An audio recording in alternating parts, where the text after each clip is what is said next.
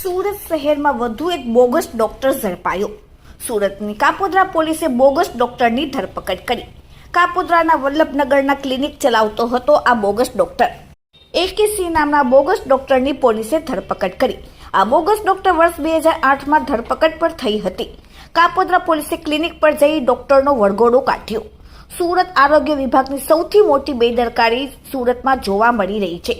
પાંડેસરા બાદ હવે કાપોદ્રા પોલીસે બોગસ ડોક્ટરની ધરપકડ કરી।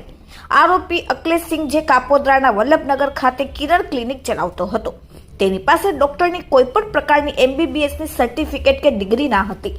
તે નોર્મલ જે દવા આપવામાં આવે છે તે જ પ્રકારની દવા સારવાર માટે આવનાર દર્દીઓને આપતો હતો।